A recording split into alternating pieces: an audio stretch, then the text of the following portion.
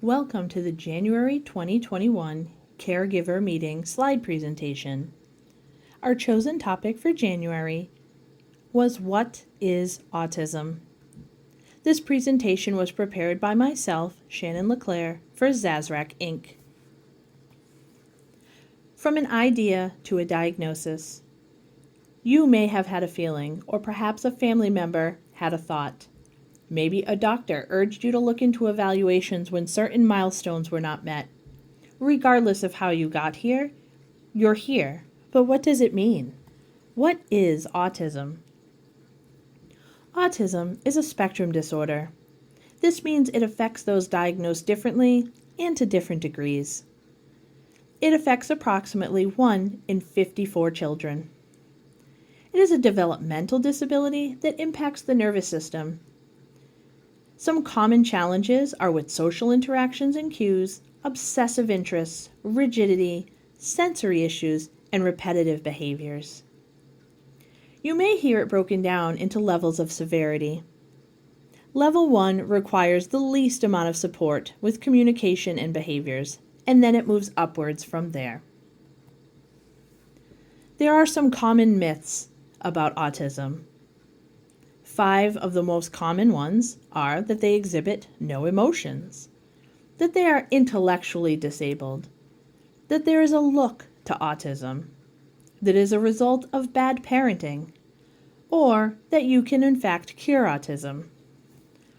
All of those are in fact false. Instead, let's look at some facts about those same 5. Emotions.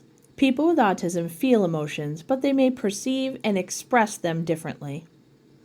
Intellectually disabled. Oftentimes, people on the spectrum have normal IQs and sometimes exceptional abilities in certain areas. Look different.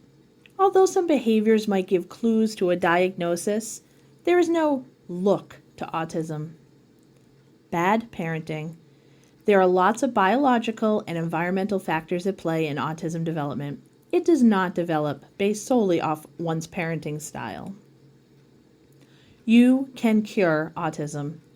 Behavioral interventions, like ABA, can help those with the diagnosis learn to manage negative behaviors and better understand the world around them. But there is no cure. Autism is not a sickness. It is a different way of thinking and processing. There are some other challenges that sometimes fall underneath the autism diagnosis umbrella.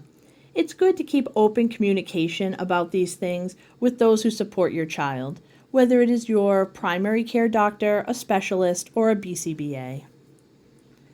Some of these are epilepsy, pica, sleep problems, anxiety, hyperactivity, gastrointestinal disorders, and sensory processing disorder.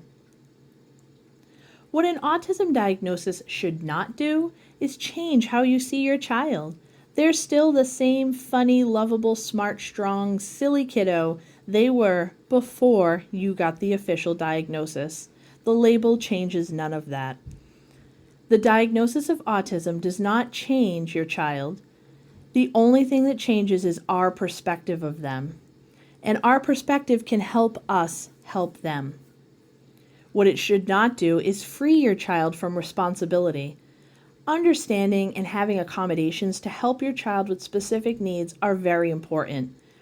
But a diagnosis isn't a get-out-of-jail-free card for all behaviors. Our kiddos need accountability and responsibility, just like their typical peers. Dr. Temple Grandin said, "There needs to be a lot more emphasis on what a child can do, instead of what he cannot do." You have a diagnosis. Now what? First, there are the therapies. Many therapies may be available based off your child's diagnosis and needs.